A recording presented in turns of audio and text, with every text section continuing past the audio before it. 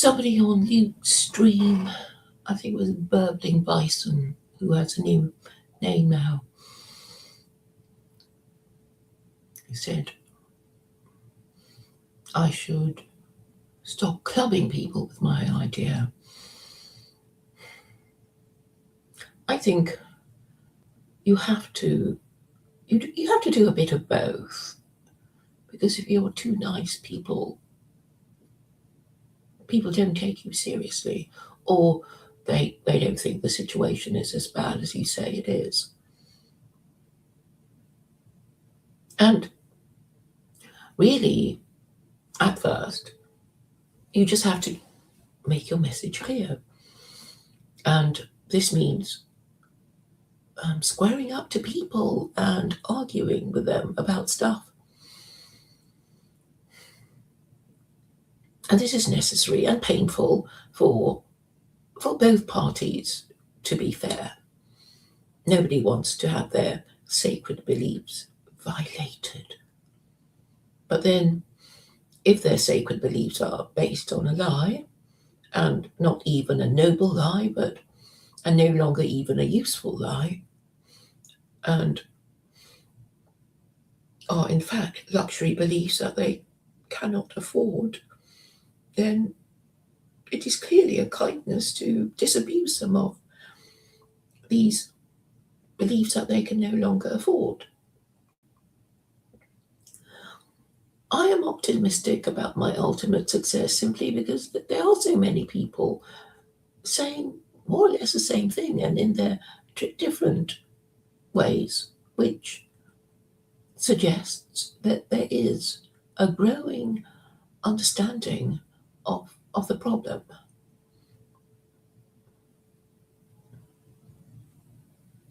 So, although I think I am sometimes this lone explorer, maybe a time will come when I will find myself coasting on a wave, surfing on a wave of correction. Because it is fundamentally a correction, and of course we don't like to be corrected. Children do not like being disciplined. Nobody likes being corrected, and I suppose if you think you can get away with not being corrected, you will. Stand your ground and refuse to acknowledge the truth of what is being said. When I was younger, there were situations when I thought, you may be right, but what can you do to me if I don't want to do the thing that you want me to do?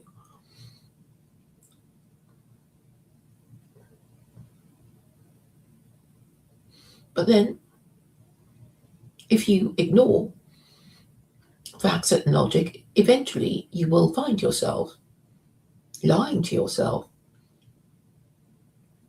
about the most fundamental truths, which you will ignore because you have to ignore some fundamental truth in order to let your entire narrative be coherent. So let us think of an example. Supposing, these are the worst examples I can think of, apart from Christianity is kaput and liberalism is for losers.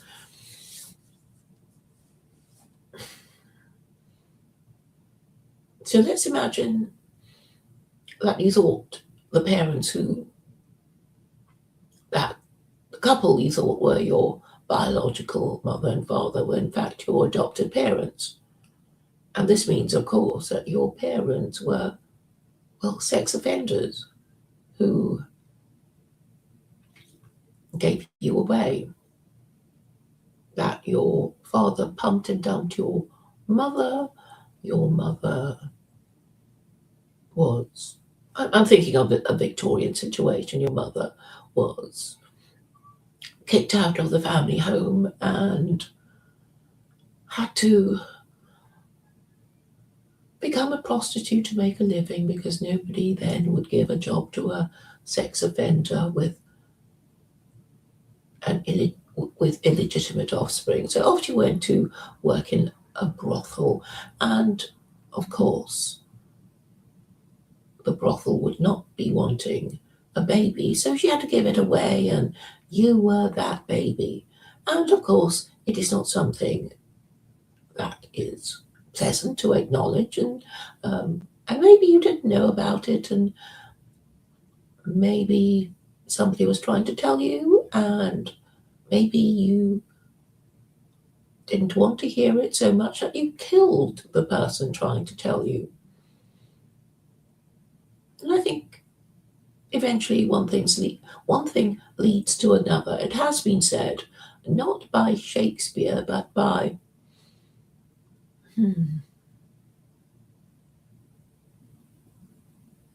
I forget his name now. Scottish man who wrote Camelot. Anyway, he said, it's annoying me that I can't remember. He said,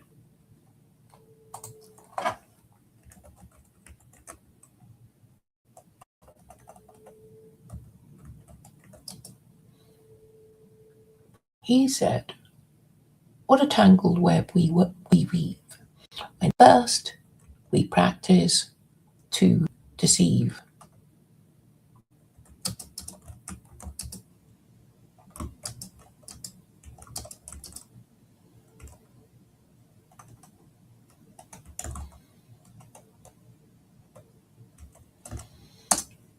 So you can imagine this person trying to cover up the murder of the person who was trying to tell him that he was, after all, illegitimate.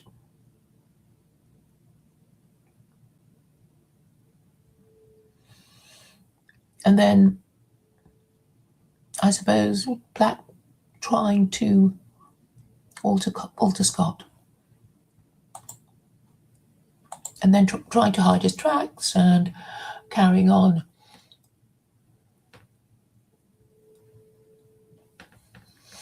Telling more lies and covering them up until eventually he was forced to lie to himself. And of course this produces an uncomfortable feeling called neurosis, and eventually he kills himself or is caught. Something of that nature. And in a way, even in our disordered times, truth is still sacred in the sense that we still acknowledge truth to be the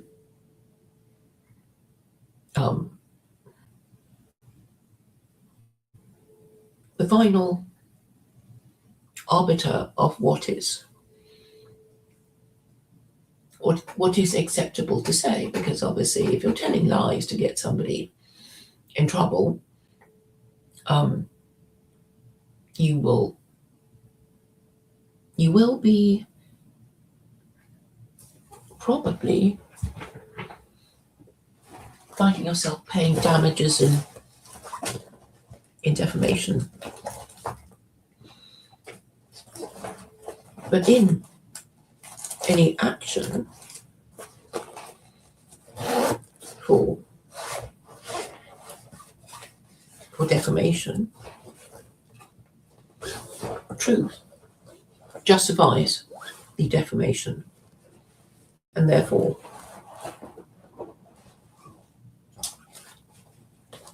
you can justify the defamation you are accused of with truth. And this is still the case, even if most legal actions are rigged, even if the courts are rigged. It is still the case that, these rules still exist, and therefore people will say, but it's true, even though it was offensive. And obviously truth or sound arguments is a survival strategy, because it helps us solve problems. And then you can say, well, you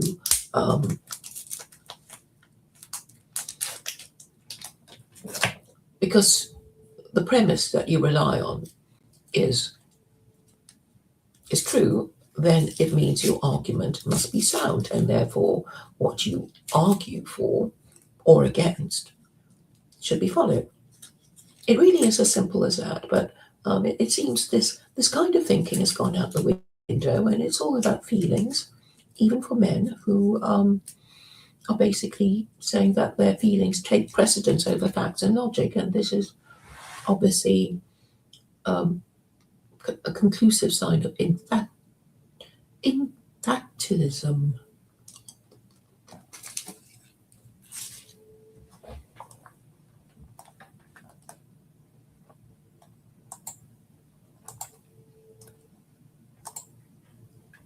So, talking about infants, they will probably want to be told a story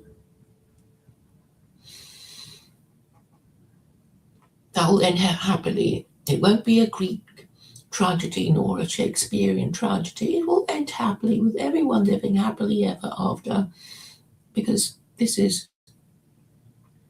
what infantilized men need. And maybe ultimately it is not infantile if you think religion is not about appeasing infants.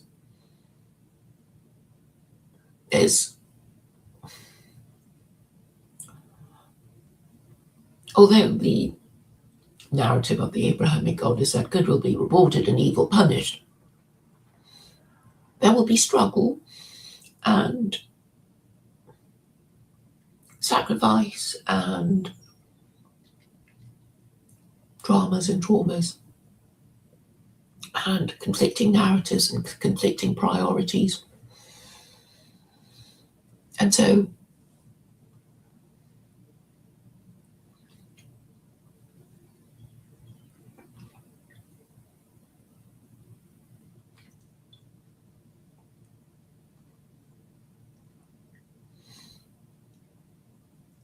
it will be a morally satisfying outcome.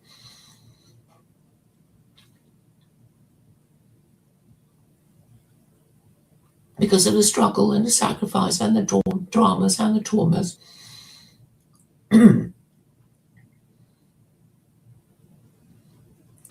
and also some element of mystery. And what bigger mystery is there than the mystery of the Trinity? And I've solved it years ago, except that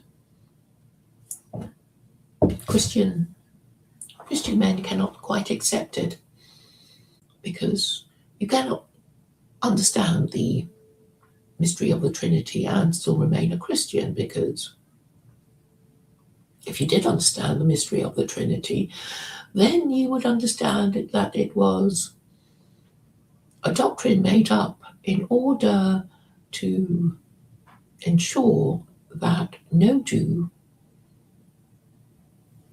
or non-Christian Gentile could safely deny the divinity of Jesus without suffering consequences, unwelcome consequences, such as being burnt at the stake or having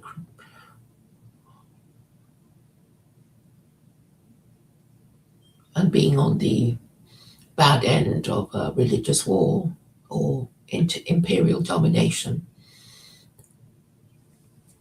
So what I've been asked for is a happy ending to a story of drama and trials and tribulations, and ultimately a morally satisfying and intellectually satisfying conclusion. So I've already explained to you the mystery of the Trinity, which is that it was created by Athanasius, who predicted how Jews would argue against Christianity and mock Christians for worshipping an inferior God to their God of Israel. And that is why the Trinity had to be the Trinity, to make Jesus co-equal, co-eternal, and co-substantial with God. And that was the reason. There was no divine reason, because it's an absurdity to believe that Jesus created the universe. And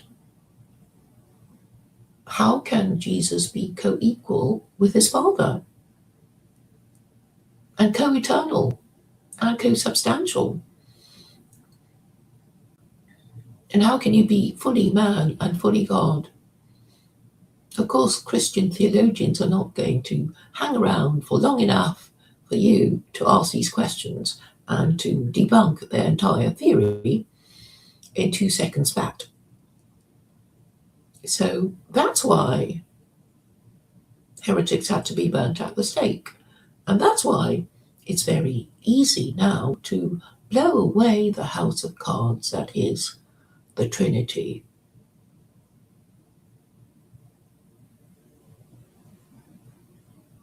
And replace it with another Abrahamic religion, which is rather more easy to believe, whose holy book contains narratives that explain how Christians who are fond of their memory of Jesus and Mary can accept Islam without feeling betrayed or betraying.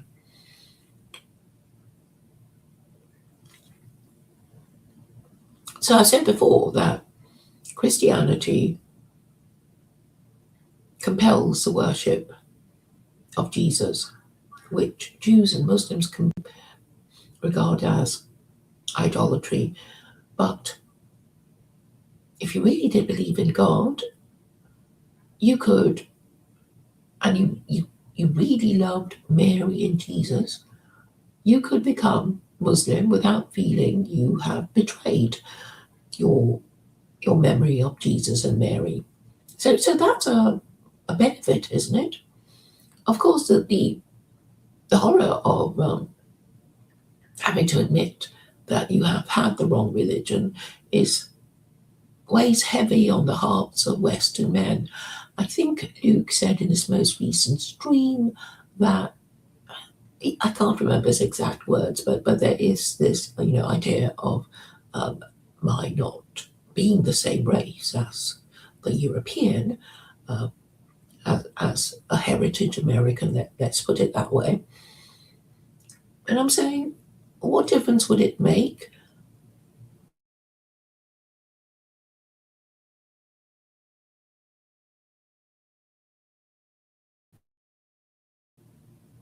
as long as I'm speaking the truth? I'm prepared to discuss this thing. I don't know of any. Perhaps, well, I'd be actually really happy if a heritage American liked my idea and stole it. You don't even have to steal it. You just have to take it. It's a present to you.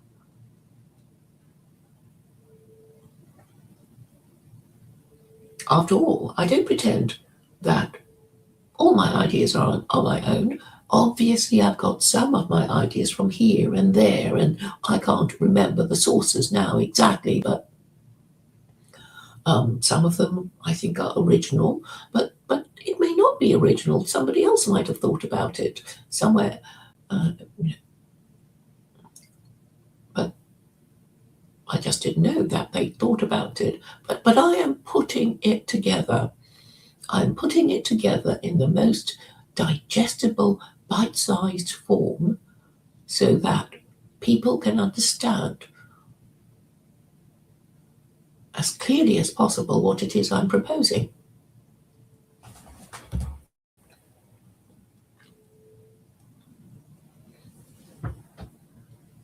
And what I'm proposing is, in theory, easy, and it's even easy for the people regard me as heroic or insane and saying, well, how are you going to get them to do it? How? And I'm saying, no, I'm not even American. But I can get Americans to do it. I mean, if they have any sense of self-preservation, if they think, wouldn't it be nice if we could enjoy stable marriages supported by the American government? And wouldn't that happen if no-fault divorce was abolished? And our wives could no longer just walk away and take half our property. Wouldn't that be nice? And I'm saying, yeah, you just have to think of it or understand what I'm saying and talk to each other about how it could be done. But there's, of course, a procedure, isn't there? If one of your rights in the Bill of Rights, I think you have 27 amendments, 27 or 28, I forget now.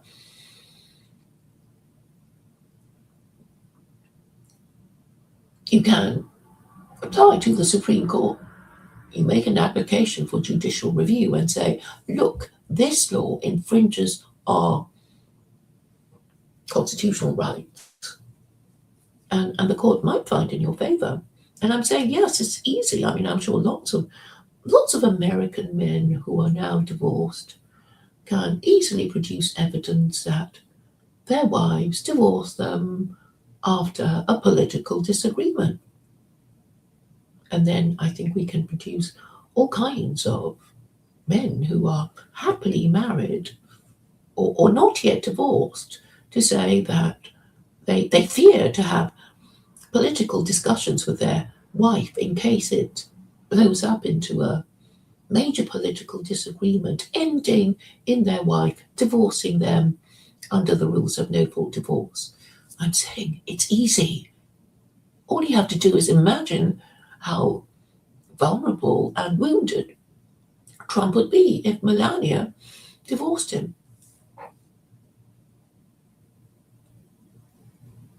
So I think you understand how easily it could be done if only there were American husbands prepared to examine their consciences and think, well, the reason why I'm so neurotic, the reason why I can't really get to the point is because I fear the disapproval of my wife. I fear the disapproval of my daughter.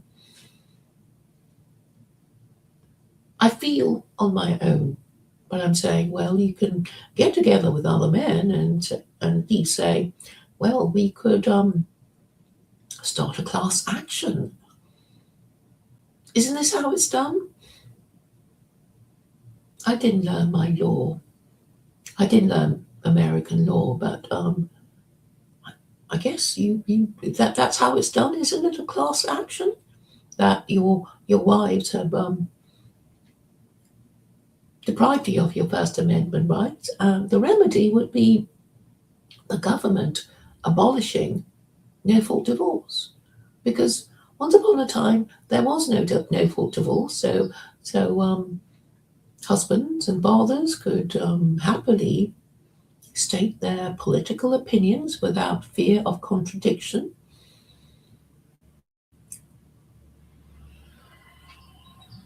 And now they can't. They fear to voice their own political opinions in their own homes. And that's why they go online to talk to others, but they fear to get to the point. But they know that their wife is going to be indulgent about their internet friends, because if the husband is at home talking to his internet friends, he's not, well, having an affair. So I think American husbands, if they understand what I'm saying, if they can talk to a good lawyer, a constitutional lawyer, I think they could start rolling back the matriarchy with their class action. So this is a good news. So I wouldn't be going on the way I go on if I didn't have some remedy that you could actually use. In theory, if you weren't too afraid of admitting how afraid you are of your wife divorcing you.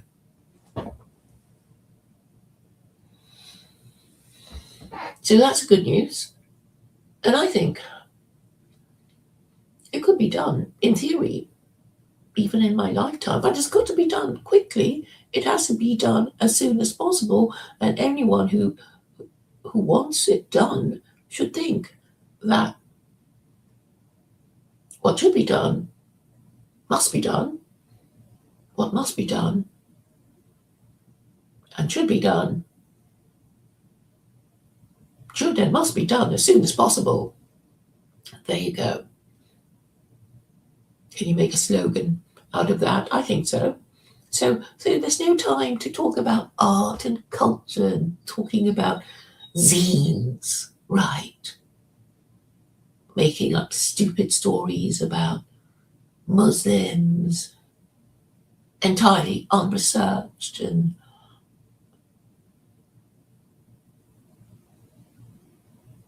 or at the least, the men should be organising a debating society, and if they fear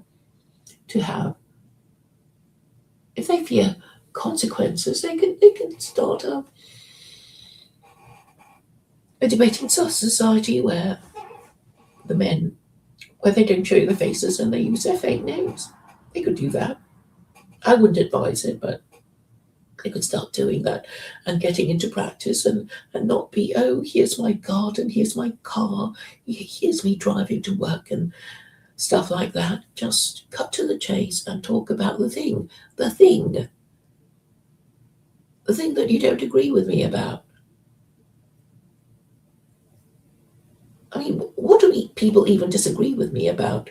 Are they saying Western governments are fine and dandy? Western governments never do anything wrong.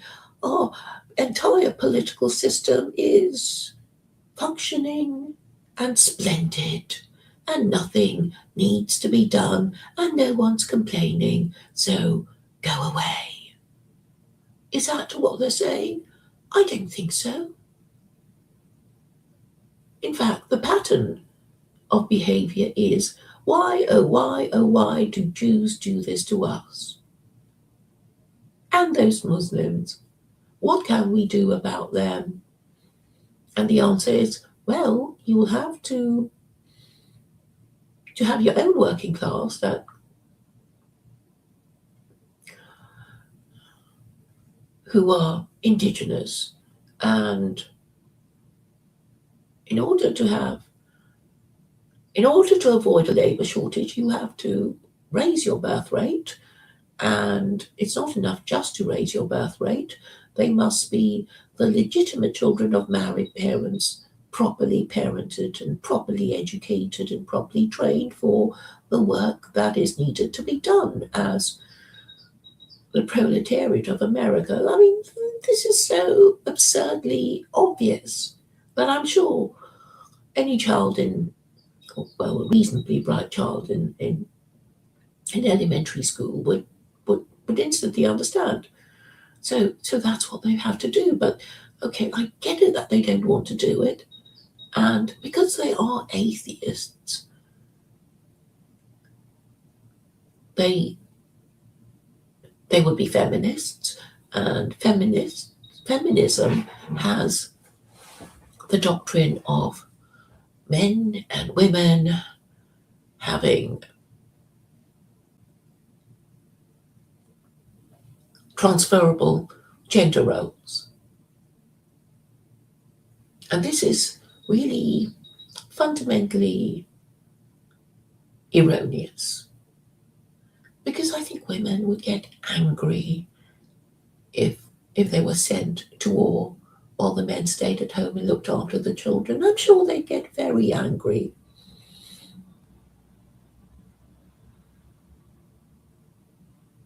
So I don't know why these men don't talk about it amongst themselves. Possibly they fear their wife overhearing. But perhaps if enough of them are going to are going to support each other and say, well, if your wife does divorce you, we will start a class action. If your wife divorces you over the secular Quranism thing, yeah, we'll start a class action. And I don't think women would ultimately, well, the decent moral woman who wants to become a mother would object to my making marriage a more viable proposition for the wealthier partner, because that would increase their chances of getting married and staying married. And as for the women who will fight me tooth and claw and who always talk over me when I talk about secular Quranism, they would be spinsters or unmarried mothers or women who have somehow messed up their lives. So you can't expect support from these women. And if these women object to me and my proposal, it can easily be leveled at them. So basically, the people who would most object to me would be LGBT, transgender, unmarried parents,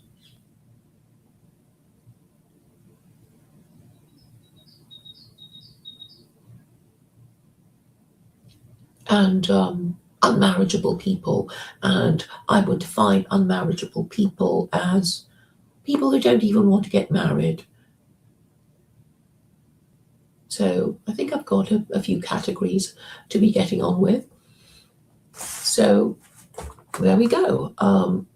All these people who will potentially object to secular Quranism can be shamed in the way that I have proposed. So, and it would be true, these categories would be true. The people who would most object to secular Quranism would be gay, those who don't want to marry, those who are unmarriageable,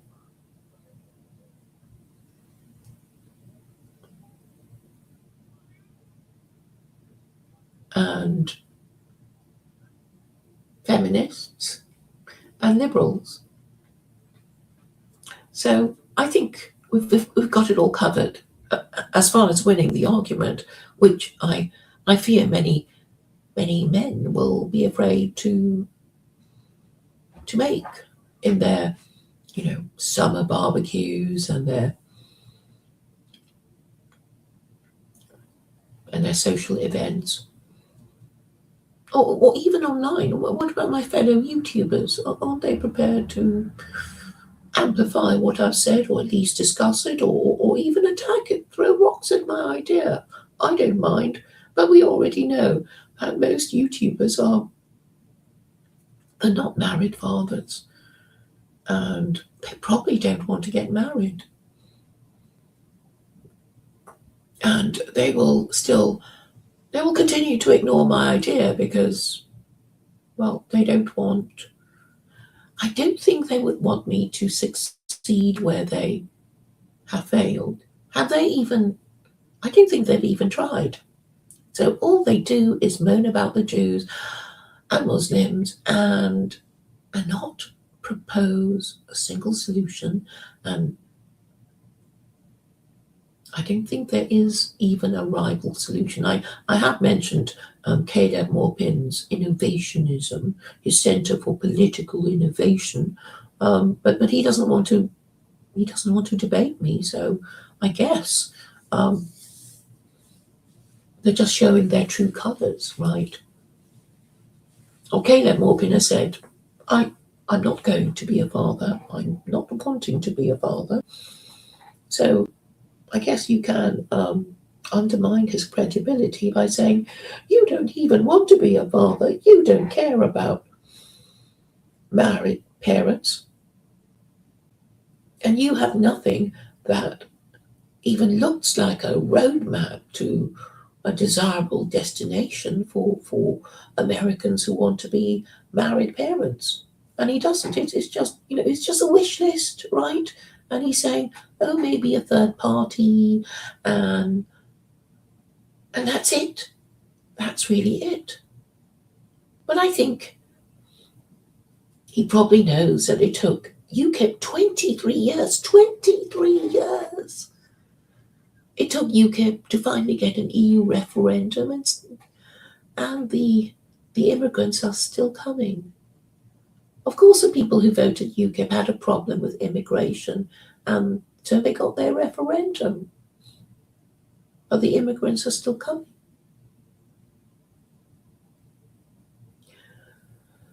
And they still want to carry on voting because they still don't get it. So I've done my nasty cop thing, I've done my nice cop thing. I'm saying it's easy, guys.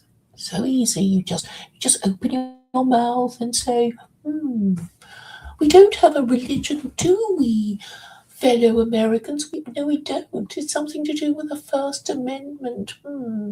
And what did Washington say about indulging with caution the supposition that morality can be maintained without religion? What do you think he meant? He couldn't have meant Christianity, because the founding fathers really, really, really made a point of separating the church from their state. And there was an issue with their Trinitarianism. Oh, yes, and George Washington's speech, what was he saying? He was saying, don't form political parties and do not allow an overpowerful military establishment which will be inauspicious to Republican liberty. What did he mean by that? And what did he say about foreign policy? Haven't we ignored what he said about foreign policy?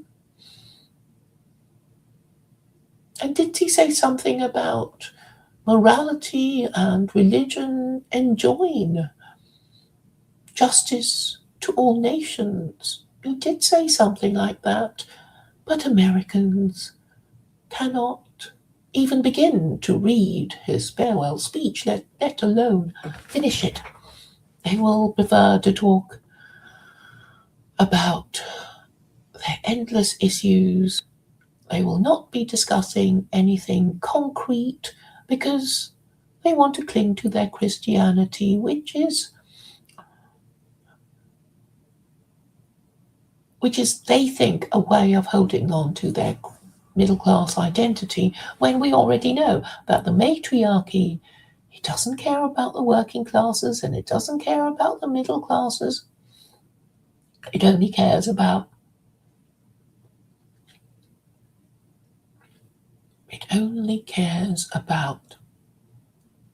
the short term. And the furthest away they can think is the next election. And therefore, nothing is going to be done. And also, let's admit it, most of these people who call themselves Christian, I don't think they're really Christian. It's only a cultural affiliation, and they don't literally believe in an afterlife where good will be rewarded and evil punished. Because, like Luke Thompson, they want to have it both ways. They want to think, A, they're Christian, B, they're universalist. Well, you can't be both, can you? You either think there is a religion or set of beliefs that are more correct than others, and believing in God correctly will allow you to do the right thing and avoid you going to hell, or don't they believe in it? We're not really sure. They're always in two minds. So I guess even if you could walk into their minds and look here and look there, you will not find anything that resembles a coherent thought on the issue of Christianity. And then when I want to argue with them, they'll always be saying, we've got to go now, we've got to go to work, we've got to go jogging, oh, the children are home, or some such excuse. But I think I'm getting more engagement, because I suppose eventually all this stuff is trickling through their consciousness. Because, as Burbling Bison said, I have been clubbing them with facts that in reality they cannot deny. And so it's helpful to be clear, even if it is offensive. My motivation, okay, at the worst, my motivation is, I'm going to get all the credit for my legal solution to all these terrible social and economic and political problems of the West. Of course, I would like to get credit for it, and I don't think I would have got to my solution if I hadn't lived here for most of my life, or if I didn't care about white people. I mean, look at the Muslims who do their dawah in the most, I would say, offensive way, or in the most, in the most clumsy way, because they're too afraid to really obey chapter 18, verse 4 of the Quran, that commands them to admonish those who claim that God has begotten the Son. So they're actually disobeying God by not doing what they were commanded to do since the 7th century. They haven't done it, and when I pointed out to them, they instantly forget. So the Muslims haven't got it either. I think I've been the one most successful in making the point that the First Amendment is supported by Chapter 2, verse 256, and I guess you'll find any number of Muslims who've never heard of it, because I guess they only read the Quran in a way that their syllabus tells them to. They don't read it properly. So I'm saying, you don't have to listen to these, shall I call them heritage Muslims? Yeah, the heritage Muslims, because they just inherit the religion of mum and dad. They don't learn it properly. They don't even read the Quran in their own language. I've done it. I've done it in English and several translations. So I'm quite confident that my Quranic knowledge is competent, if not superb. And I'm not afraid to argue with any of these Islamic scholars. And I've noticed that they've been avoiding me too. Daniel Hockeycott knows who I am, and he doesn't want to talk to me. But anyway, me on Tucker Carlson before Caleb Morpin, that would be so nice and make my point so nicely. But maybe before I get on Tucker Carlson, I could talk to Caleb Morpin. I don't see why we can't work together once he's gotten over his inhibitions about taking my idea seriously. At least I've done him the courtesy of understanding what he's been trying to say and finding it inadequate for his purposes. If he's going to just start a third party, that will take, 23 years, give or take a few years either way. He's not really offering anything. I'm saying do it ASAP. The quickest way is for YouTuber to talk to YouTuber and get it done that way. and then get on legacy media, get on, well, actually, Tucker Carlson is no longer on legacy media, but there will be a lot of people who remember him from legacy media. And that would actually change a lot of things without, in fact, disturbing the existing government structure of America. I will change as little as possible and follow as much as possible what George Washington actually said. So, it's not just me pulling ideas out of the air that have no relation to Americans. Obviously, I would like to help Europeans, or in a bad way, because they have such terrible leadership, since all their leaders are, in fact, governor generals of the American Empire, and that's why they are such warmongers. But it goes back to what Washington said about an overpowerful military establishment being inauspicious to Republican liberty. And it would help if Caleb Morpin felt able to have a conversation with me about it, particularly when I am still a member of the CPI.